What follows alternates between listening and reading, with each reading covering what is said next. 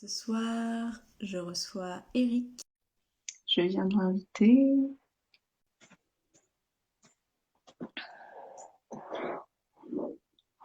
Bonsoir à tous.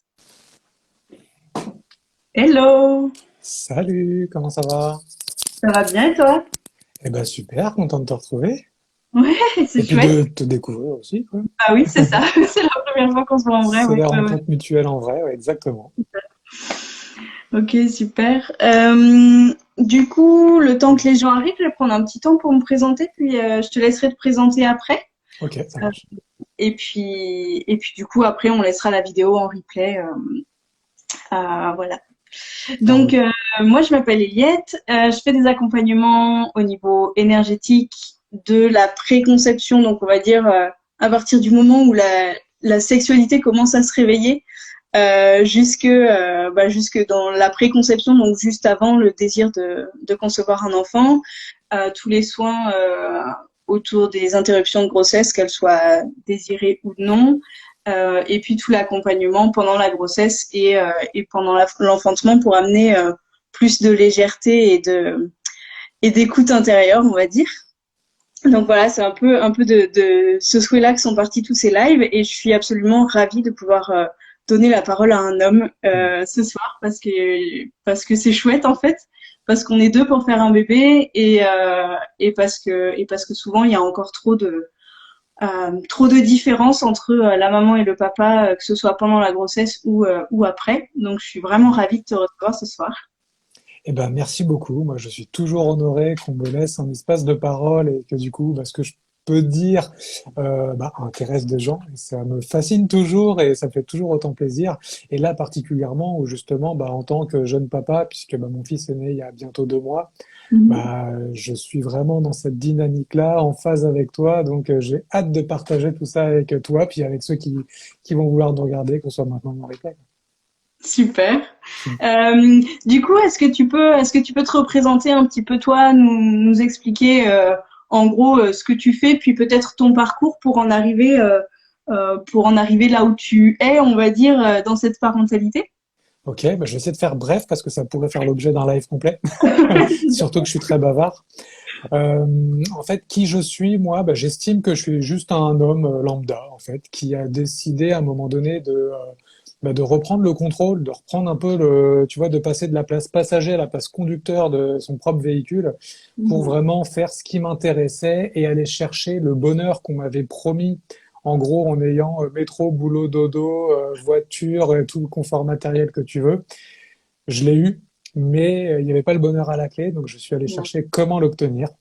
Et c'est là où j'essaie de m'écouter, de découvrir d'autres choses, d'explorer d'autres voies, aller voir là où je pensais que c'était pas possible pour finalement peut-être voir s'il y avait des possibilités quand même. Et aujourd'hui, voilà, je suis juste quelqu'un qui a, j'ai envie de dire, compris d'une certaine manière comment marche sa propre vie. Et j'aime la vivre et partager parce que je pense que je suis personne d'exceptionnel, je suis personne de particulier. Je suis pas quelqu'un de chanceux ou à qui la vie a décidé d'offrir un cadeau pardon, particulier. Et c'est pour ça que je partage, parce que je pense qu'il y a beaucoup de gens qui sont soit dans la même dynamique que moi, soit qui étaient dans celle dans laquelle j'étais avant et qui veulent arriver, pas à vivre ce que je vis aujourd'hui, mais à vivre ce qui leur correspond de la même Ouais. manière que moi j'ai trouvé ce qui me correspond. Et du Mhm. coup, je le partage de plein de manières. Ça peut être sur les réseaux. Je le fais aussi en coaching individuel.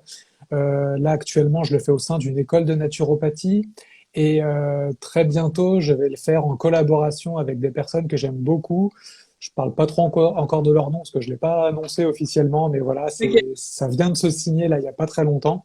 Et Ok. donc à partir de janvier, février l'année prochaine, je vais être au sein d'un programme de coaching et je vais accompagner des gens aussi qui vont avec quelqu'un d'autre, en collaboration avec quelqu'un d'autre, qui va en gros aider les entrepreneurs du bien-être, on va dire, voilà, à partir en gros de quasiment zéro, voire zéro, et puis à développer leur activité, proposer leurs services, on va Ok. dire, de la meilleure des façons, alignée avec qui ils sont.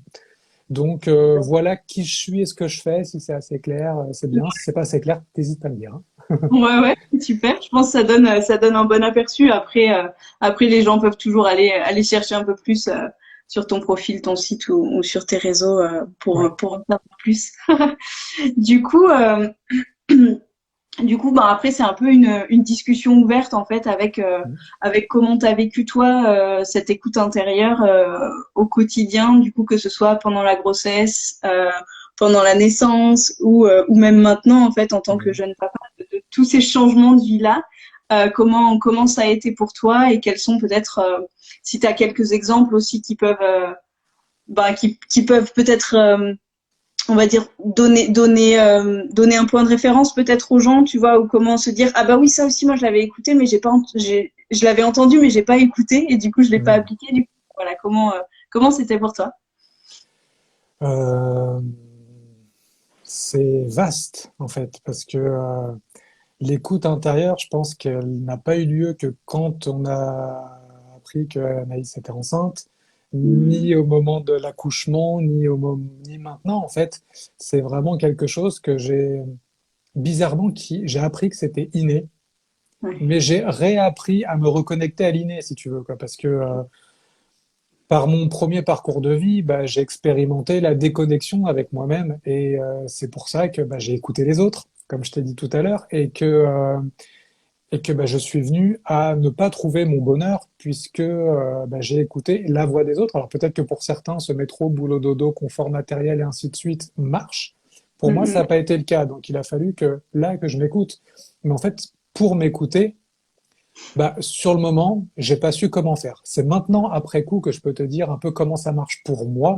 C'est, bah, en fait, je fais des choses. C'est-à-dire que avant, je trouvais des excuses pour me dire c'est pas possible parce que blablabla, les autres le font pas, ils m'ont dit que, et tu fais pas. Et je me suis dit, bon, bah, maintenant, je vais vivre des expériences, quoi. Je vais essayer de parler à cette personne et voir ce qui se passe, voir ce qu'elle me dit, est-ce que ça m'intéresse ou pas, est-ce que je me sens connecté à elle ou pas, est-ce que j'ai envie d'approfondir ou pas. Et au fur et à mesure des expériences, bah, je me rends compte qu'en fait, à un moment, il y a toujours une petite voix qui parle, mais qui est immédiatement masquée par toutes les voix de la peur, quoi. Et cette petite voix, c'est justement cette écoute ou cette voix intérieure ou ton enfant intérieur ou ton âme, mais ça peut être aussi simple qu'une idée ou une intuition, tu vois, euh, qui finalement te parle. Et puis après, bah, tu as le choix de l'écouter et d'y aller, quoi qu'il se passe, ou de écouter l'analyse qui va se faire derrière, de peser le pour et le contre, de voir si c'est possible ou pas, de voir si ça a déjà été fait, si ça a déjà marché ou pas, et de te dire, ouais, non, je vais pas le faire. Après, ça peut être aussi par souci de, j'ai envie de dire, un genre de mécanisme de protection, de si tu vas faire ça, tu risques de ne pas plaire, tu risques d'être rejeté, tu risques d'échouer, tu risques de, je sais pas, tu vois, d'une certaine manière, de te sentir déconnecté des autres ou d'avoir une grosse souffrance ou la réveillance d'un gros trauma intérieur, on va dire, qui fait que, Tous les trucs qu'on nous met sur la tête depuis qu'on est tout petit en fait quoi. voilà, exactement. Et du coup, bah, soit tu écoutes cette voix-là, et dans ces cas-là, bah, tu ne fais pas, mais avec Mhm. toujours ce petit truc de et si je l'avais fait, qu'est-ce qui se serait passé, quoi. Et bah, moi, j'ai décidé, en fait, au décès de ma mère, que j'ai vu partir avec plein de regrets, bah, j'ai décidé de dire, moi, je ne veux pas partir avec des regrets. Donc, peu Mhm. importe si on me claque des portes, peu importe si on me rejette, peu importe si j'échoue, peu importe si je me retrouve à la rue à un moment donné et que je dois piocher au fond de mes ressources pour pouvoir m'en sortir, eh ben, Mhm. je vais prendre le risque de me prendre tout ça dans la tronche, mais de ne pas avoir de regrets. Et ce que tu te rends compte, c'est que finalement, cette tournure, elle est très négative parce que tu prends le risque que ça marche pas. Mais C'est en ça. parallèle, tu prends le risque que ça marche, de Ouais, trouver le ouais. bonheur, qu'on t'ouvre les portes, qu'on t'accueille les bras ouverts. Et ça, t'y penses jamais. Mais c'est vraiment une réalité qui est même, j'ai envie de dire, plus probable que l'autre. Parce que l'autre, tu l'imagines, et c'est pour ça que tu te bloques. Mais en vrai, quand tu vas, quand tu écoutes l'appel justement intérieur, et que tu vas, tu vas vivre des expériences, c'est très très rare, je trouve, qu'on te ferme des portes ou que tu le vives mal et finalement tu ressors toujours grandi de l'expérience et tu prends confiance et tu y vas quoi. Et ben c'est pareil du coup pour ça c'est on va dire c'est le mécanisme un peu de toute ma vie, mais c'est pareil pour bah, au moment de décider de faire un enfant. Il y a cette voix qui te dit est-ce qu'on fait un enfant? Et moi ma voix elle me disait non t'as vu ça fait pas hyper longtemps qu'on est ensemble, ça faisait 2 ans un truc comme ça tu vois. Et du coup, ce serait bien qu'on vive un peu avant, ce serait bien qu'on ait des expériences à deux, ce serait bien qu'on attende un peu, ce serait bien que, en fait, ce serait bien que ce soit pas maintenant. Parce que, bah voilà, on est auto-entrepreneur depuis pas trop longtemps, qu'est-ce qui se passe si jamais ça marche pas? Et encore une fois, tous les et si ça marchait pas, et si on échouait, et si on se cassait la gueule, et ainsi de suite. Et finalement, à un moment, je sais pas, il y a eu un genre de, à force de discuter avec Anaïs, avec ma chérie, euh, il y a un genre de oui qui s'est donné, mais pas genre ouais, c'est bon, vas-y, on y va, quoi. Il y a un genre de oui qui s'est passé ailleurs. Et notre Mhm. fils, il a décidé d'arriver alors qu'on essayait encore de faire attention avec les périodes d'ovulation, mettre des jours de distance, faire attention et ainsi de suite. Et finalement, quand un jour on s'est rendu compte que en faisant un test de grossesse, que on était enceinte, parce que moi j'aime bien dire Ouais. dans tout ce processus, Ouais. et ça a été juste, après la surprise, bien sûr, parce qu'il faut le temps d'intégrer, tu vois, quand même. Ça a été juste génial, en fait. On s'est rendu compte que oui, c'était le moment. Oui, si la vie nous propose ça, c'est que c'est le bon moment. Peu importe ce que ta tête essaye de donner comme excuse ou comme raison, ou peu importe, pour te dire que c'est pas possible. Si la vie a décidé que c'était maintenant, c'est que c'est maintenant, en fait. Et on a juste accueilli ça. Et après, ça pareil, on a appris à accueillir, ouais, elle dit, Anaïs, la eu à Les- l'usure. C'est-à-dire que, bon, c'est-à-dire que pour ceux qui me connaissent pas, m'avoir à l'usure, faut quand même se lever de bonne heure, quoi. Peut-être Mais que suivra Anaïs quand elle sera un peu plus loin dans le postpartum.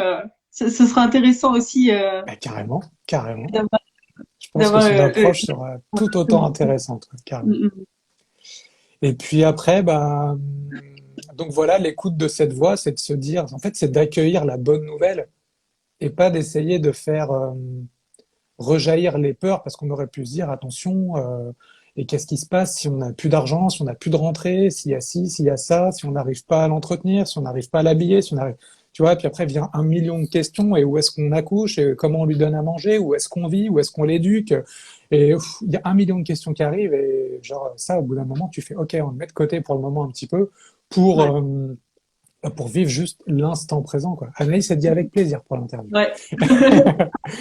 Et, euh, et donc, Moi, t'accueilles ça, quoi. c'est aussi vraiment ce moment où je le vois moi en accompagnement, hein, toutes les personnes qui viennent vers moi et qui me disent en fait là je suis enceinte parce que souvent c'est pas du coup le projet de couple, tu vois, du coup il n'y a pas ce truc de on est enceinte que moi Mhm. je trouve absolument logique, mais vraiment ce truc en fait je suis enceinte mais je sais pas du tout, je suis complètement perdue et qui se noie vraiment là-dedans et que du coup t'as plus ta boussole intérieure, Mhm. t'as plus cet appel du cœur. Et du coup, c'est vraiment comment accompagner à recentrer ça et puis se remettre sur sa voie et se dire, en fait, là, une fois que tu es recentré dans ton cœur, Mhm. ta décision, elle est évidente et elle est super facile à prendre, quoi. Donc, c'est vraiment Ouais. toujours alimenter ce truc-là de Après, mhm. positif, en fait, quoi. Après, moi, je dis qu'il y a une part d'honnêteté envers soi-même et aussi de capacité, tout simplement, parce que le message, on l'a forcément eu. Après, est-ce qu'on est assez honnête pour se dire qu'on l'a eu? Et Ouais. est-ce qu'on est assez, j'ai envie de dire, comment je pourrais dire ça? Ouvert à l'idée de vivre l'expérience que la vie te propose, en partant Mhm. du postulat que oui, la vie te propose des expériences et que c'est pas il m'arrive des trucs, C'est c'est il ça. arrive des trucs pour moi en fait, tu vois. Et c'est vraiment une notion et une approche différente. Pourtant, tu utilises quasiment les mêmes mots, mais il y en a une qui a vraiment une dynamique positive. C'est que chaque chose est un cadeau. Ouais. Et il y a vraiment la dynamique négative de ah, ça me tombe dessus, je sais pas comment gérer. Et en fait, moi, je pars du principe que les choses arrivent pour toi comme des cadeaux même si Mhm. tu penses que c'est difficile, même si tu analyses la difficulté apparente, parce qu'il y a peut-être des gens, moi je sais qu'il y a des gens et des femmes qui tombent enceintes dans des conditions extrêmement douloureuses, violentes, tu vois. Il y a des gens qui sont à la rue et pourtant qui arrivent à tomber enceintes. Il y a des gens, enfin, tu vois, il y a vraiment plein de cas de figure, Ouais. mais je pense toujours que c'est un cadeau, parce que moi je vois la vie comme étant d'une intelligence tellement grande quand je vois comment ça fonctionne dans l'infiniment grand dans l'univers et dans l'infiniment petit dans l'intérieur de notre corps, je me dis qu'à notre échelle, on va dire intermédiaire, Mhm. pourquoi ce serait différent? Donc C'est j'essaye clair. toujours de voir l'opportunité, le cadeau qui s'offre, et je me dis que si la vie, cette intelligence qui gère tout l'univers, dit que maintenant je peux avoir un enfant, ou Mhm. quelle que soit la situation, même hors enfant, tu vois, et ben si la vie dit ça, ben, je vais lui faire confiance et je vais aller chercher quelles sont les ressources que je ne vois pas mais que elle a vues et Mhm. je vais essayer de les mettre en œuvre et les accepter, quoi. Et ben parfois je le fais tout seul, parfois j'ai besoin de ma chérie pour m'y aider, parfois j'ai besoin des amis, et parfois j'ai besoin de payer quelqu'un, un Ouais. thérapeute ou quelqu'un comme toi, tu vois, qui va venir Mhm. m'accompagner avec son regard extérieur et qui va essayer de mettre en lumière un petit peu tout ce qui existe déjà à l'intérieur de moi, quoi. Donc c'est ça. Ouais, c'est aussi avoir l'humilité de pouvoir se dire à quel moment est-ce que j'y arrive tout seul et à quel moment j'ai plus suffisamment de discernement et à quel moment j'ai Mhm. besoin d'aller voir à l'extérieur, que ce soit quelqu'un, comme tu dis, quelqu'un vers qui tu vas pour un rendez-vous, ou que ce soit ton compagnon, ta compagne, ou bien des amis. En fait, on est là pour être entouré aussi, et du coup, c'est génial de pouvoir faire ce discernement intérieur et Mhm. de réussir à se dire ça. De là, en fait, j'ai besoin d'aide. Et Bah c'est oui. très cool. Et donc tu vois, moi je prêche pas pour ma paroisse en tant qu'accompagnant en disant Ah, que, mais c'est mais l'aide, elle se trouve pas forcément chez quelqu'un de payant. Ça peut être son ah bah voisin, c'est ça peut être parfois une discussion avec, tu vas faire ton marché, tu discutes 5 minutes avec la personne, elle te sort 3 mots, on ne sait d'où, et puis bim, ça te booste d'un coup, quoi. c'est J'ai envie de clair. dire, pour moi, payer, c'est en dernier recours si tu as Mm, vraiment l'envie et non pas le besoin, en fait. Parce que je pense ouais. qu'un accompagnement doit se faire par envie et non par besoin. Mais bon, ça, c'est un autre sujet. Je suis d'accord, ouais, je suis complètement d'accord. Hmm. Ok, Voilà. et du coup, j'ai envie de te poser la question, comment c'était pour toi, en tant qu'homme, le début de la grossesse par rapport au ressenti physique que Anaïs pouvait avoir, et toi, tes perceptions, comment ça s'est passé pour toi? Ben, c'est-à-dire que, on va dire que les 3 premiers mois, déjà, il y a quand même un temps d'intégration parce que le ventre grossit un peu, mais pas énormément. Donc, pour moi, ça ne change rien du tout. Anaïs, elle, avait décidé bah, déjà, on fume pas tous les deux. Après, de temps en temps, bah, tu sais, au Portugal, ici, on aimait bien prendre une petite sangria occasionnellement. Et donc, la seule différence que j'ai vue quasiment, au-delà du trait sur le test de grossesse, tu vois, c'est vraiment que bah, Anaïs a eu une autre hygiène de vie où elle faisait plus attention à ce qu'elle mangeait, elle buvait plus du tout d'alcool. Bon, j'avoue, ça faisait pas une grosse différence par rapport à d'habitude parce que ça devait être une fois tellement rarement que, bref. Mais, euh, mais pour moi, c'était ça. Et après, j'ai vu le ventre commencer à grossir un petit peu. Et puis, bah, moi, j'ai pratiqué aussi il y a quelques temps, il y a un an, le Theta Healing. C'est une technique on va dire, de transformation de croyances limitantes. Et ça Mhm. m'a vraiment amené à être beaucoup plus connecté à moi et aux énergies subtiles, que ce soit de l'univers, des gens, ou voilà. Et donc, j'ai pu entrer assez rapidement en communication avec bébé sans qu'il soit vraiment présent, quoi. Et ce qui a vraiment switché au début en moi, c'était bah, la première échographie qu'on a fait. Quand on a entendu le cœur battre, j'ai fait, oh, ok, là, il y a un autre cœur à l'intérieur de toi. Et je sentais qu'il y avait quelque chose. Mais j'avais encore du mal à intégrer ce que ça allait être. Et Et oui, Anaïs, elle ouais, dit, j'oublie la fatigue et les nausées. C'est vrai, mais ouais, ben, j'oublie en fait, parce que pareil, c'est vrai qu'elle a été très fatiguée, mais on s'en est pas rendu compte tout de suite. Parce qu'au c'était la début, question que j'allais te poser, ouais, si elle avait eu des signes physiques, parce qu'il y a certaines femmes qui ont rien, même les 3 premiers mois, mais après, bah, c'est les quand trois même. premiers mois, c'est vrai qu'Anaïs avait beaucoup besoin de dormir. C'est-à-dire, elle s'endormait très tôt, elle dormait longtemps, elle faisait des siestes en journée et tout. Et les nausées, oui, il y a eu quelques nausées. Je crois qu'il y a eu 2 ou 3 vomis grand max, mais bon, ça a été quand même assez faible. Alors, je voudrais pas minimiser, hein, mais c'était, en tout cas, j'essaie de reprendre là du coup ces mots qu'elle m'a déjà partagés en disant qu'il n'y a pas eu énormément de choses en termes de nausées et de vomissements, quoi.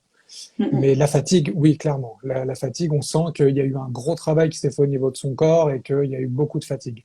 Mais pour moi, dans ma perception, euh, bah, c'était quasiment comme avant, quoi. Puisqu'on avait la Ouais. vie d'avant, on avait tout comme avant, on aimait beaucoup sortir, aller voir nos amis, aller à la plage, partir en week-end, et on continuait de faire tout ça. Et c'est vrai que bah il y avait plus de siestes, elle s'endormait plus tôt, et bon bah c'était la seule différence Ok. notable en Ouais. termes j'ai envie de dire de changement dans notre quotidien, quoi. Mhm. Et après, bah c'est vrai il y a eu oui, il y a eu les Ah ouais. nausées, surtout le ventre vide. Ouais. C'est vrai que là, elle avait beaucoup plus besoin, on va dire, d'avoir quelque chose dans l'estomac, sinon ça pouvait vite être bizarre et il y avait beaucoup moins de patience pour elle à attendre de manger, quoi. C'est-à-dire quand elle avait faim, c'était maintenant, quoi. On s'en fout C'est si c'est clair. l'heure, si c'est pas l'heure, si voilà, bref. Je comprends. Et voilà. Et donc pour moi, bah en fait, j'ai mis un bon moment, quoi. Il a vraiment fallu attendre que le ventre s'arrondisse bien, qui est non pas la première écho, ça m'a fait, c'était juste un petit contrôle, donc ça m'a fait vraiment quelque chose genre ah là il y a un enfant qui se développe, quoi. Et après tu as Mhm. toujours l'appréhension de attention premier trimestre, ça peut C'est ça. donc j'ai enfin je sais pas si j'essayais volontairement de mettre une distance, mais j'étais là quand même en mode un petit peu, ok, tranquille. Et puis moi, je suis toujours, tu sais, assez zen, assez calme, quoi. Donc, Ok. je m'excite pas de bonheur, mais je pars pas dans des extrêmes de terreur non plus, quoi. Donc, je me dis, ok, là, c'est comme ça, on va attendre de voir ce qui se passe. Mhm. Bon, on passe au deuxième trimestre, ça a l'air d'être plus probant. Là, on a passé apparemment la deuxième écho, tout va bien. On commence à avoir des membres, une tête. Là, ça ramène du concret. Mais voilà, quoi. Et après, c'est vraiment, je pense, pour moi en tout cas, c'est quand bah, j'ai commencé à acheter un lit, à acheter des vêtements, à vraiment, tu vois, à créer le cocon à la maison. C'est là Mhm. que ça a été beaucoup plus vivant pour moi. Ok. Et puis finalement, je me rends compte qu'à la naissance de Noah, tout ce que j'ai fait avant et qui me paraissait concret, bah, c'était vraiment insignifiant quasiment parce que quand il arrive dans notre vie, là, tu te rends compte qu'il y a une vraie présence, qu'il y a quelque chose et c'est vraiment une autre dimension, quoi. Ouais. Ouais, ouais. Tu passes une grande porte. Ouais, voilà. Mhm. Mhm. Ok.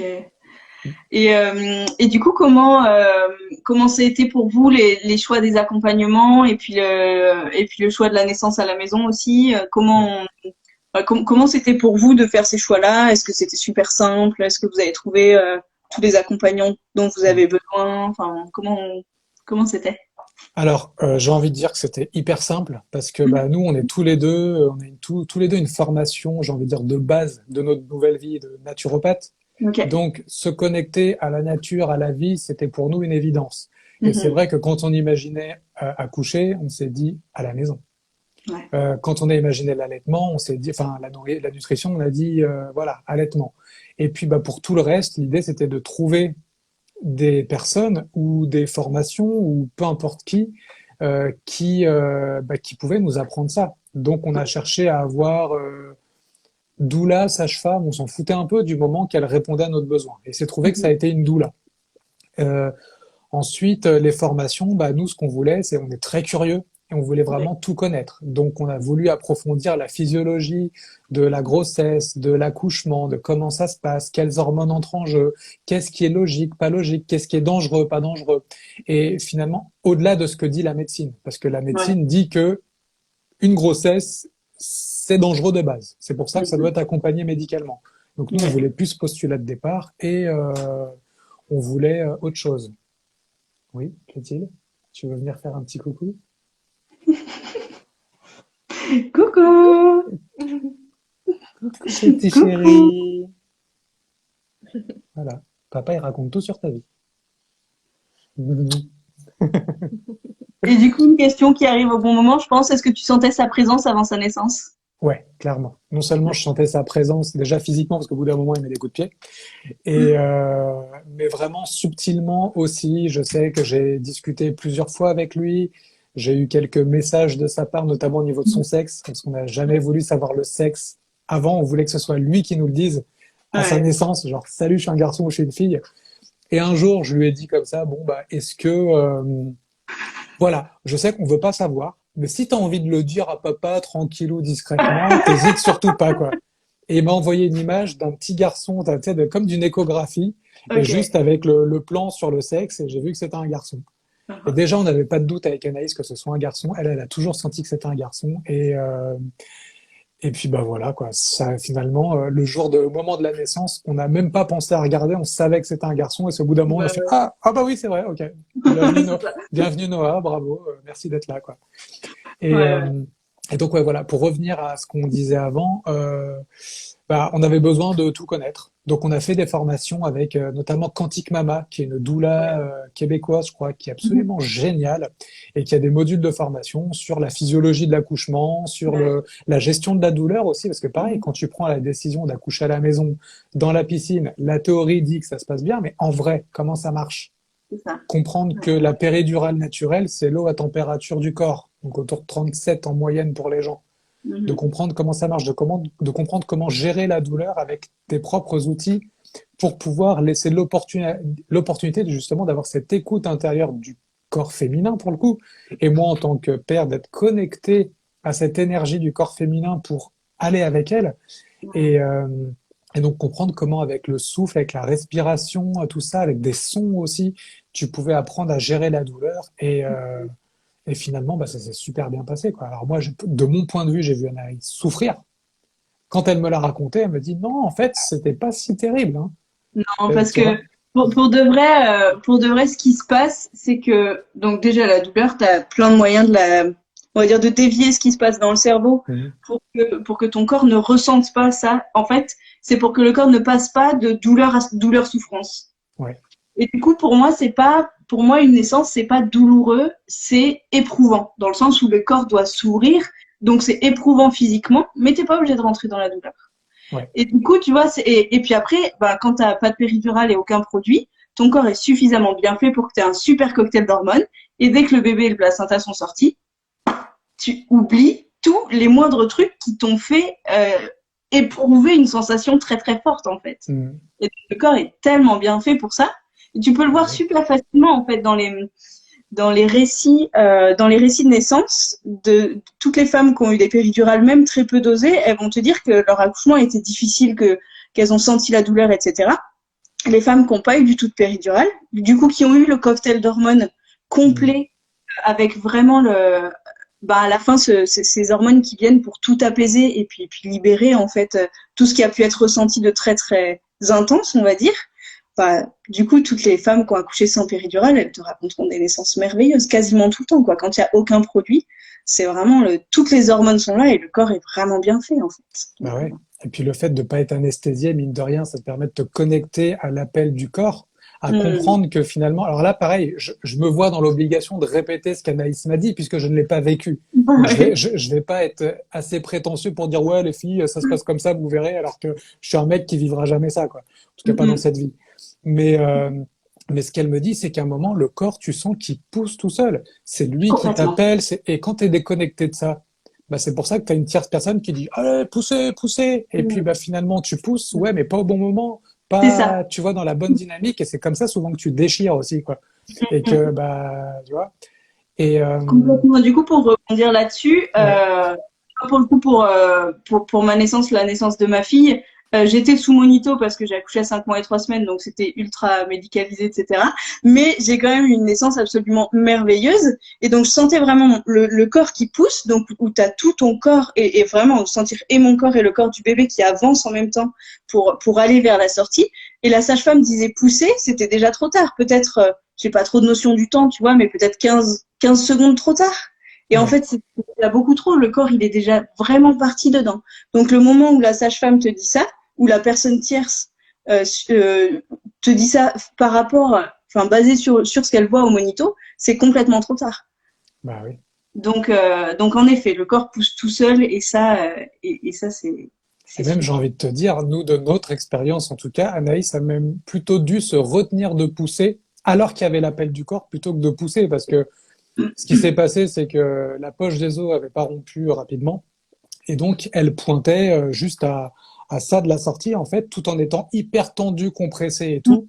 Et Anaïs, elle disait, je ressens l'envie de pousser, quoi. Et justement, notre doula nous disait, la poche des os, elle n'a pas percé, c'est pas hyper sage. Donc, si tu y arrives, essaie de ne pas pousser, essaie de te retenir de pousser, quoi. Oh. Elle y est arrivée. Finalement, la poche des os s'est rompue allez, 15-30 minutes après. Et finalement, bah, au moment où potentiellement le corps pouvait pousser, Anaïs n'a même pas eu besoin de pousser parce que le corps, il a. En fait, c'est sa respiration, le fait de vocaliser dans les bonnes tonalités, d'ouvrir la bouche, de faire des sons graves, et puis de vraiment d'inspirer grandement par le nez, de souffler par la bouche, bah, ça a accompagné le fait que le corps il fasse et Ouais. en trois poussées, entre guillemets, Ouais. en trois poussées, le corps est sorti, quoi. Il a fallu deux poussées pour la tête, une dernière pour les épaules, et après, hop, ça glisse tout seul, quoi. Ouais. Et après, la poche des os est pas obligée de se rompre avant la naissance. Exactement. Il y a aussi des bébés qui naissent coiffés, donc qui naissent, ce Ouais. qu'on appelle les bébés coiffés, c'est qu'ils naissent complètement dans la poche des os. Mhm. Et la poche des os peut être enlevée, ouverte après la naissance. Ouais. Et puis ça va dépendre vraiment, ça va dépendre de comment est fait le bassin. Souvent la poche des os, elle vient aussi un peu amortir quelque part.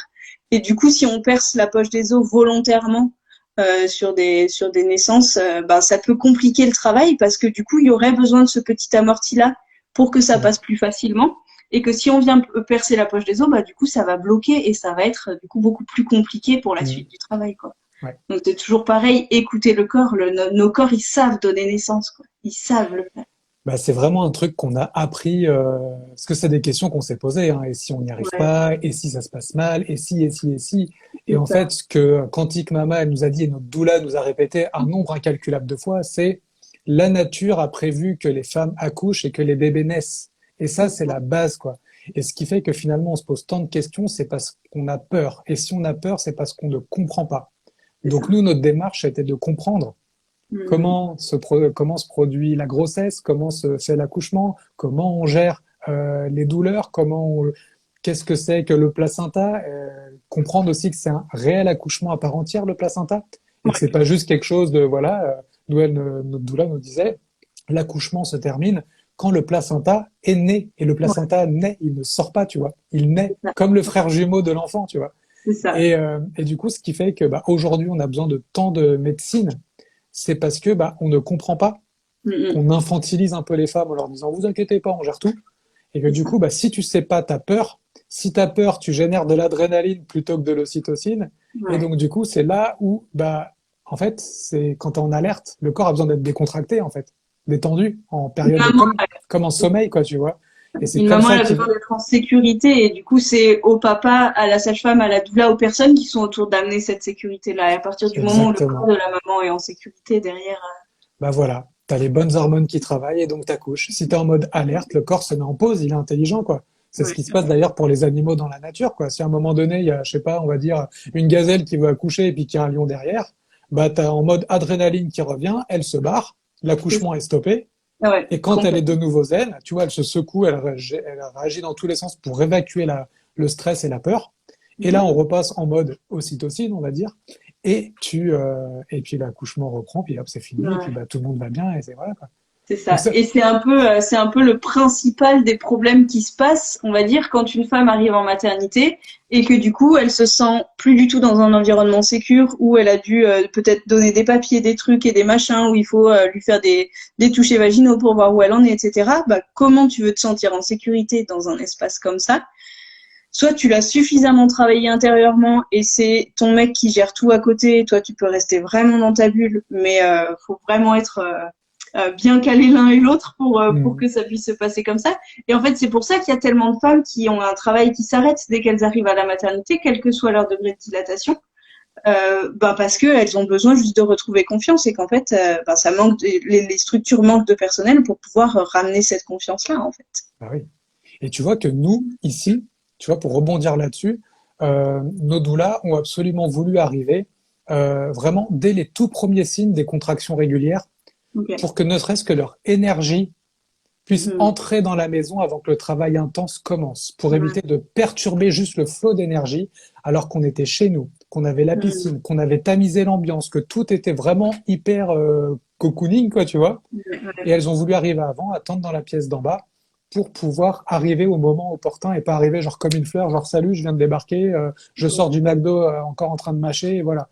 Et t'imagines quand tu arrives à l'hôpital, Ah bah ouais. déjà tu arrives dans une ambiance de malade, avec une énergie de malade, de Mhm. maladie, hein, je dis, pas un truc de ouf, Oui, tu vois, mais une énergie de oui. maladie, avec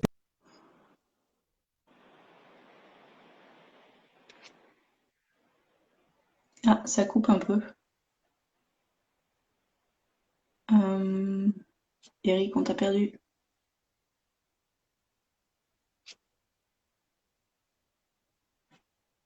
On a perdu Eric. On va attendre un petit peu, voir si ça revient. Est-ce que c'est pareil pour vous? Ou est-ce que vous le voyez? Comment ça marche? Ah bah Eric est parti. Je vais essayer de le réinviter.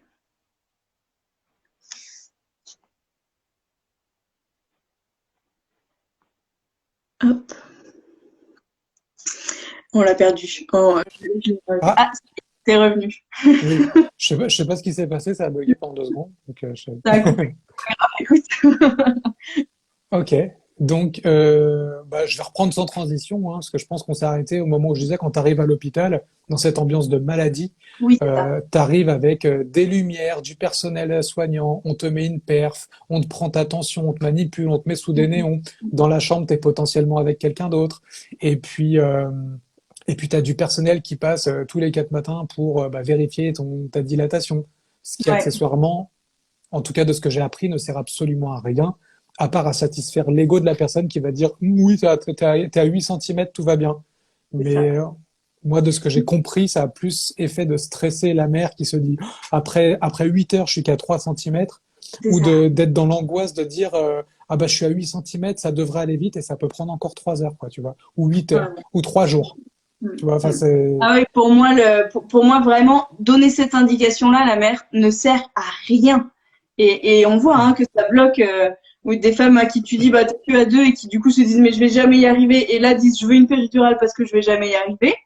Alors que juste, si tu les laisses tranquilles et que tu les rassures et que justement, tu crées vraiment cette bulle autour d'elles, bah, Hmm. en fait, c'est de ça dont elles ont besoin. C'est pas de trucs catastrophiques et de dire, tu vas pas y arriver, t'es que à ça, ah bah, ça avance pas. Hmm. On est Et toujours sur le même truc, quoi. Hein. c'est Comment clair, quoi. rassurer, comment entourer, comment accompagner, en fait. Exactement.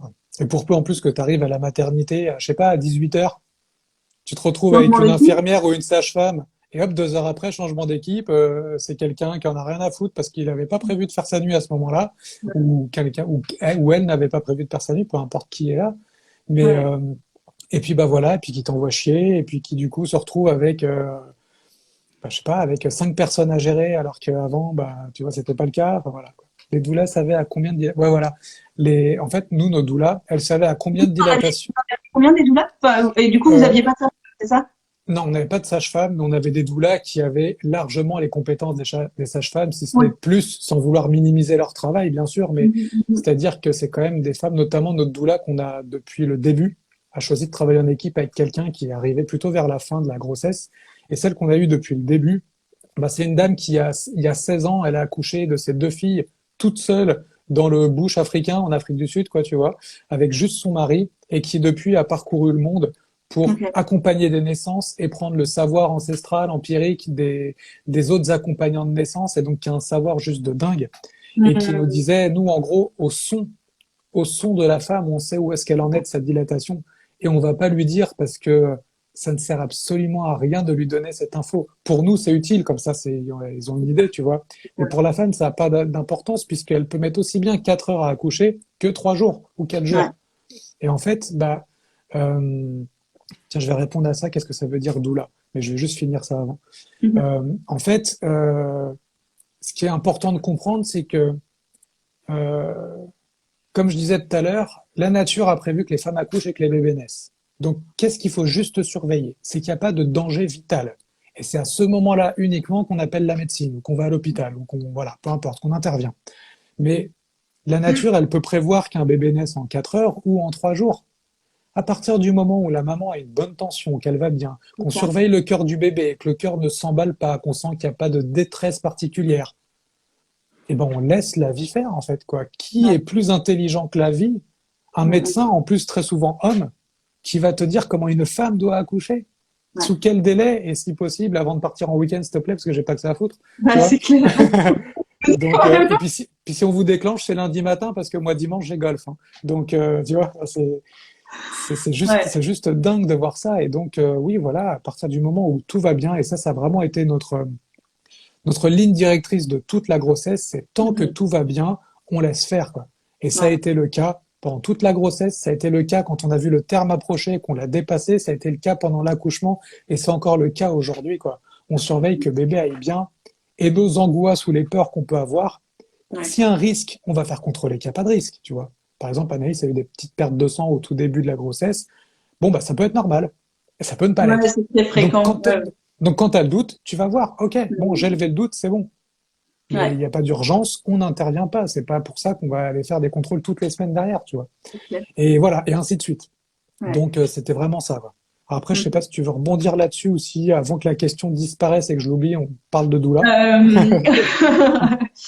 non, vas-y, tu peux enchaîner avec la question. Ouais, on y reviendra peut-être, mais vas-y. Ok. Qu'est-ce que veut dire Bah, doula? pour faire simple, une doula, c'est une accompagnatrice de naissance qui est Mm. généralement là, qui n'a pas de bagage médical, donc qui n'est pas en mesure de faire des diagnostics ou d'intervenir médicalement parlant, mais qui est là pour généralement accompagner les parents en termes psycho-émotionnels aussi, répondre aux questions, offrir des possibilités. Tiens, il y a possibilité de faire ça pour la grossesse, pour l'accouchement, pour le placenta, offrir tout un panel de voies et laisser Mm. l'opportunité aux parents de choisir ce qui sonne juste pour eux finalement. Et elles sont là pour répondre aux questions. Et pourquoi ce mot doula? Bah, j'en sais rien. Pourquoi nutritionniste? Pourquoi Doula, médecin? doula, doula, ça veut dire au service de en grec. Oh, ok. Et, et bon, il y a beaucoup de doulas en Grèce antique qui étaient esclaves, donc il y a un peu des connotations aussi, mais à l'origine, ça veut dire au service de. Donc c'est vraiment une femme qui se met au Hmm, service du couple qui donne naissance, ok. du bébé qui arrive et qui est là pour, ben, moi j'ai envie de dire un peu pour maintenir cet espace, tu vois, un peu comme ce que tu disais qu'elles étaient arrivées avant, et je trouve ça super intéressant qu'elles Hmm, soient là vraiment, vraiment avant pour ne pas perturber l'énergie de la naissance après, mais comme juste pour ressentir. Et puis elles vont savoir forcément comment y aller, à quel moment y aller, etc. Et c'est vraiment comment maintenir cet espace, comment le porter et comment être garant qu'il n'y ait rien qui vienne perturber hmm. cet espace sacré de la naissance, en fait. Ouais. Et donc, Ouais. est-ce qu'il y En en a en France. France? Oui, il y en a Oui. en France, il y en a un peu partout dans le monde. Mais vu que c'est pas le système médical qui les valide, et donc du coup, officiellement, ben, ne devrait pas avoir le droit de faire ça. Un peu comme les naturopathes en termes de santé, tu vois. Il Ben, du coup, il faut aller les chercher, il faut se renseigner, il faut connecter y en avec des a, gens. il y en a beaucoup, il y en a vraiment de plus en plus parce qu'il y a des écoles de doula qui naissent un petit peu partout, alors que pendant longtemps, il n'y avait qu'une ou deux écoles de doula en Ouais. France. Là, maintenant, il y en a qui naissent un petit peu partout. Et après, ben, je crois qu'il y a des cartes de France qui ont été faites avec les doulas. C'est assez facile de chercher en ligne et puis d'en trouver autour de Ouais. chez soi. Je crois qu'il y a des annuaires de doula qui ont été mis en place. Enfin, voilà, il y a vraiment de quoi faire au niveau Mhm. accompagnement. Et par contre, c'est Ouais. absolument pas pris en charge par la Sécu, par le système de santé, parce que ça rentre pas du tout dedans, quoi. Ouais. Donc voilà. Mais ouais, voilà. Après, ça dépend, faut voir, hein, parce que je vois que certaines mutuelles, par exemple, en naturopathie ou d'autres, on va dire, médecines complémentaires ou alternatives, commencent à rembourser des choses, tu vois, comme la naturopathie, Ouais. certaines mutuelles en remboursent un petit peu. Est-ce que pour des doulas, ça peut pas être le cas sur un terme assez générique, tu vois, d'accompagnement complémentaire ou de coaching parfois aussi, tu vois. Ouais. Voilà, ça Vu, dépend. alors, moi j'ai envie juste de dire, vu comme c'est compliqué pour les sages-femmes de faire des naissances à domicile en France, je suis pas sûre qu'on en soit encore là, Ouais. enfin, tu vois, au point de vue des mutuelles. Après, j'en sais rien, j'ai pas été du tout chercher sur ce créneau-là si des mutuelles remboursaient ou Ouais. pas. Moi, je Et vais. moi, je suis pas doula. Moi, je suis pas Hmm. doula. J'ai jamais fait de formation doula. Tous les outils, les accompagnements que je propose, c'est des choses que j'ai canalisées, qui évoluent au fil des demandes parce que les infos, elles arrivent aussi à chaque accompagnement. Et Ouais. voilà. Et moi, je sens pas le besoin d'aller faire une formation, de certifier quelque chose. Je fais pas tant un accompagnement au niveau physiologique. Moi, c'est plutôt au niveau énergétique, sur tout le cheminement de l'âme, sur aller travailler autour des émotions, autour du transgénérationnel pendant la grossesse, et puis aller visiter cette porte énergétiquement avant la naissance aussi pour essayer de faciliter son ouverture au moment de la naissance Hmm. physique. Puis moi, je vais me permettre de vous donner mon avis aussi là-dessus, quoi, parce que sur le fait que des soins soient remboursés ou pas, ou des accompagnements remboursés, moi, je trouve que c'est une très bonne nouvelle qu'ils ne soient pas remboursés. Ouais. Pourquoi? Parce qu'à partir du moment où on décide de prendre sa vie en main, sa santé en main, sa grossesse et son accouchement en main, eh ben, c'est important de comprendre que le pouvoir et la responsabilité résident en nous et pas en la sécu qui dit bon bah voilà, c'est eux qui vont gérer, pas en l'école, c'est pas en la doula qui oh, ok, c'est elle qui va gérer, tu vois. Et le but c'est vraiment de reprendre son pouvoir quoi. Et C'est au même clair. titre qu'aujourd'hui quand on va voir un naturopathe pour sa santé, qu'on va voir un coach pour équilibrer sa vie ou quelconque thérapeute holistique ou pas, magnétiseur ou pas, voilà, pour approfondir la connaissance de soi et reprendre ses propres rênes, eh ben, je trouve ça intéressant de s'investir autant en termes d'énergie que de temps que d'argent. Parce Mm. que si à un moment donné, tu te dis, je fais un truc, mais ça n'a aucun impact pour moi, et aujourd'hui, l'argent a un impact chez les gens, parce que si tu dis, je fais un truc qui n'a aucun impact, tu le fais pas vraiment à fond. Si ça n'a pas un intérêt pour toi, tu le fais pas à fond. Et quand Mm. tu te dis que tu dépenses 2000 € pour une doula, et encore, c'est pas hyper cher payé ici, parce que 2000 €, elle nous a accompagnés pendant 9 mois, plus elle est encore là aujourd'hui si on a besoin, tu vois.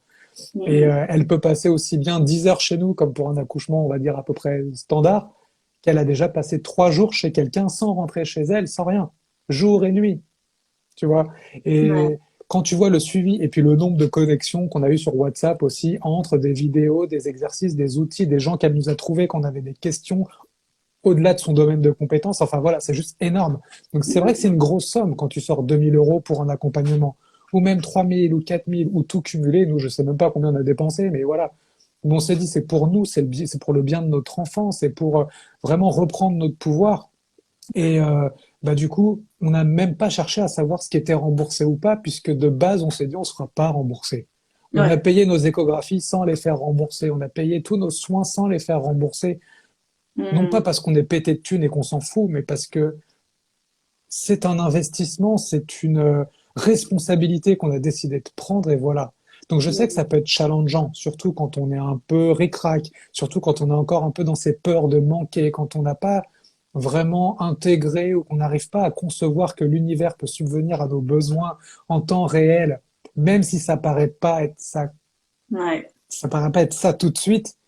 Ben à chaque moment où on se dit j'investis en moi et je cherche pas à savoir comment l'argent va revenir, mais j'ai confiance qu'il va revenir d'une voie ou d'une autre, que ce soit demain ou dans 10 ans, et ben là, je peux vous garantir que ça marche. Ouais, c'est clair. Alors après, bien sûr, ça marche si on n'intervient pas avec les peurs.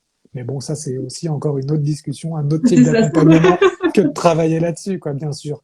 Mais c'est pour ça que je trouve que c'est une bonne nouvelle que ces façons alternatives de travailler et d'accompagner ne soient pas remboursées parce que je pense qu'il faut vraiment s'investir dedans à fond. C'est clair, ça permet aussi, je trouve, de créer des nouvelles relations. Et moi, c'est une question que je m'étais posée. Ben, ma fille, après sa naissance, a passé 2 mois et demi à l'hôpital, en réanimation, etc. Et j'avais posé la question à la Sécu, à la mutuelle. En fait, combien ça a coûté ces 2 mois et demi d'hospitalisation? J'ai jamais eu de réponse. Tu vois? Mmh. Même de pouvoir se dire, mais en fait, ok, ça peut être cool comme système, mais en fait, ça déresponsabilise tout le monde parce qu'on n'a plus aucune idée du coût des choses et que du coup, la plupart, enfin, c'est en train de changer hein, quand même, mais Mmh. il y a vraiment des gens qui sont encore dans ce truc-là de, ben en fait, je peux pas payer parce que là, c'est gratuit. Bah, en fait, tu choisis ce que tu veux dans ta vie. Hein. Si tu veux cet accompagnement-là, que tu te plains et que tu dis que ça te convient pas, c'est ton problème. Mais tu as aussi la possibilité de changer et d'aller vers quelque chose qui te convient. Et du coup, voilà, c'est comment s'engager dans sa vie avec les choix qui nous correspondent à nous profondément, quoi. Exactement. J'ai envie de donner un exemple tout con, mais moi, je me souviens le nombre de fois, j'étais énormément malade avant de m'intéresser à ma santé, tu vois. Et le nombre de fois où je suis allé chez le médecin et en me Mm. disant, m'en fous, c'est gratuit. Les médicaments, c'est gratuit. Et je retombe malade sans cesse. À un moment donné, tu te poses la question, est-ce que le médecin est mauvais? Est-ce que du coup, c'est moi qui n'ai rien compris? Bah, Ouais. c'est un peu des deux, quoi. C'est-à-dire que le médecin traite la maladie et ne crée pas de la santé. Et toi, à côté de ça, vu que tu ne mets aucun investissement dans ta santé puisque tout est remboursé, Mhm. bah, du coup, tu t'en fous de manger de la merde, tu t'en fous de C'est pas ça, faire de sport, tu t'en fous de fumer ou de boire, puisque c'est de ça. toute façon, il y a quelqu'un qui va te filer un remède pour masquer la connerie qui arrive. Tu vas croire que tu es en bonne santé, quoi, 3 semaines, un mois, 3 mois, 6 mois, et puis tu vas retomber malade et tu vas recommencer. Mm. Jusqu'à ce qu'à un moment donné, tu fasses une maladie type cancer ou neurodégénérative ou un truc comme ça, et tu te demanderas pourquoi ça t'est tombé dessus. Bah, Mm. parce que tu n'as jamais été responsable de ta vie, en fait. Ben, Ouais. c'est pareil pour l'accouchement, c'est pareil pour ton rythme de vie, c'est pareil pour tout ce que tu inities dans ta vie, quoi. Si tu remets ce pouvoir dans les mains des autres, Mm. eh ben, c'est eux qui ont le pouvoir de décider ce qui se passe dans ta vie. Et quand c'est C'est clair. quelqu'un d'autre qui décide ce qui se passe dans ta vie, en principe, tu vas pas bien très longtemps. Mm. Ouais, c'est sûr. Et je le vois vraiment hein, sur, euh, ben, notamment dans la transmission de ça. Donc moi, je suis séparée du père de ma fille et on n'a vraiment pas du tout les mêmes points de vue. Donc ma fille, elle est un peu, elle navigue entre ces trucs-là et pour elle, bon, voilà, hein, elle le savait avant de venir et c'est comme Mhm. ça, mais c'est vraiment, bah, ok, là, t'as mal à la gorge, tu tousses beaucoup. En fait, moi, je te propose tous ces outils-là, ils sont à ta disposition. Et après, tu Mhm. choisis. Bah, tu choisis de continuer à expérimenter ça. Ok, c'est ok pour toi. Mais tu vois, c'est un peu, bah, je trouve, dans cette transmission-là aussi par rapport à nos enfants, une fois que nous, on expérimente vraiment Mhm. la santé et de comment est-ce que moi, je suis acteur de ma santé en faisant vraiment, en prenant soin de choisir ce que j'ingurgite, en prenant soin de choisir mes pensées, en prenant soin de choisir tout cet environnement qui est au quotidien avec moi. Et du coup, c'est ben, comment je le retransmets à mon enfant et comment j'accepte que des fois, mon enfant, il en veuille pas du tout, quoi. Ça aussi, c'est un autre truc qui fait Bah oui. travailler, c'est de dire, bah, ok, toi, t'expérimentes ça. Ok, ben, je lâche et j'accepte de t'accompagner sur toi, ton expérimentation, parce qu'en fait, c'est ça le plus important. Bah ouais. Mais en principe, vu que tu lui enseignes quand même les bases qui, selon toi, sont bonnes, bah, il va faire son expérience de l'opposé, parce que c'est juste comme ça qu'il va pouvoir se rendre compte. Et puis bah C'est après, bah, il aura le choix en étant, j'ai envie de dire, grand et raisonnable, enfin, ou peu importe le terme, parce que je l'ai pas là tout de suite, mais bah, il choisira par lui-même s'il veut vraiment être en santé ou s'il veut pas être en santé. Et ça, t'as beau faire ce que tu veux, t'as beau lui donner la meilleure éducation que tu veux, c'est lui qui fera le choix. Seulement clair. quand il a une première base dans la tendre enfance et tout, qui est quand même relativement saine, il y a Mm, plus de chances qu'il arrive à y revenir plutôt que s'il connaît c'est rien du clair. tout. Ou là, Ouais, ça, tu vois, ça rejoint ce qu'une personne disait juste avant. Moi, je discute avec une personne diabétique, elle préfère se piquer et manger gras. Bon, bah, ouais, il y a des gens qui font ce choix, c'est leur expérience, et bah, soit ils c'est ça. s'éveilleront plus tard, soit ce sera pour une autre vie, hein, qu'est-ce que tu veux, il n'y a pas de, C'est pas grave. il y a pas de bien ou pas bien, quoi. Ouais, c'est ça. Oui, ce sera en replay. Je le remettrai, on le mettra là et puis sûrement sur YouTube aussi. Voilà, on Yes. verra comment on Mm. fait. Ok, est-ce que toi, tu aurais envie d'ajouter quelque chose sur Mm. bah, enfin, je te rejoins complètement hein, sur le fait que l'écoute intérieure, c'est du quotidien et que ça se déclenche pas au moment où une grossesse s'enclenche et encore moins au moment d'une naissance, que c'est vraiment un travail de fond dans la vie Mm. au final. Mais voilà, est-ce que toi, t'as quelque chose à rajouter? Est-ce que tu as envie de Bien, rajouter quelque chose sur ce sujet-là? bien sûr, je vais essayer de faire une petite conclusion rapide. Ouais, en termes d'écoute intérieure, bah, je dirais, pour moi, c'est hyper simple. On pourrait schématiser en deux choses. Il y a votre âme qui vous parle ou votre mental. L'âme, c'est ce qui arrive dans les, allez, 3 à 5 premières secondes. C'est le message qui est là tout de suite. Et c'est le message pur qui vous amène à aller dans une direction pour vivre une expérience que après vous allez peut-être juger en étant bien ou mauvaise. Et là, c'est le mental qui parle. Il va juger est-ce que c'est bien, est-ce que c'est pas bien. Et après, à vous de savoir qui vous voulez écouter. Faire des choses et prendre le risque d'être heureux et de découvrir des belles choses, ou écouter votre mental et ne pas bouger de la situation qui finalement est assez inconfortable, sinon vous ne chercheriez pas à en sortir. Donc, voilà, en termes d'écoute intérieure, ce que je dirais, pour moi, c'est simple, quoi. Le message qui arrive vraiment au tout début, avant d'être analysé et réfléchi ensuite, c'est celui-là que la vie vous invite à écouter. Après, vous avez le choix. Et en termes de naissance et de tout ce qui gère la naissance et de tout ce qui touche à la naissance, la grossesse, je dirais, faut que j'essaie de faire bref. Donc, renseignez-vous. Il y a plein de moyens de se renseigner aujourd'hui. J'ai cité Quantique Mama tout à l'heure, donc n'hésitez pas à aller voir. Il y a plein d'autres personnes qui font des choses formidables autour de la grossesse, de la physiologie de la grossesse et tout. Voilà, poser des questions peut-être, on essaiera d'y répondre, ou peut-être qu'un petit question-réponse ou une étiquette là pour avoir des noms. Voilà, allez vous renseigner dans tous les cas. Si Ouais. vous êtes sur D'ailleurs, Instagram aujourd'hui, regardez. ouais, dans Pardon. 2 jours, donc jeudi soir, je fais un live avec une sage-femme qui fait des naissances à domicile. Ok. Voilà, ça fait 2 lives dans la semaine, c'est un peu chargé, mais du coup voilà, ce sera aussi l'occasion de pouvoir aborder ce sujet-là plus côté physiologie et écoute intérieure côté sage-femme que je trouve super intéressant Ok. aussi. Bah, du coup, ça va amener carrément presque 1 heure de réponse à ce petit truc-là, où Ouais, justement, ouais, allez vous renseigner si vous êtes sur Insta là ou sur YouTube en replay. Globalement, c'est que vous êtes un peu habitué aux réseaux sociaux, donc n'hésitez pas à partager des stories, poser des questions, communiquer avec des gens, on vous donnera des noms pour aller voir et qui vous donneront d'autres noms et ainsi de suite. Donc vraiment, allez chercher à comprendre. En fait, le but, c'est d'essayer de ne plus avoir peur. Pour ne plus avoir peur, il faut se savoir. ouais, Donc pour savoir, il faut se renseigner.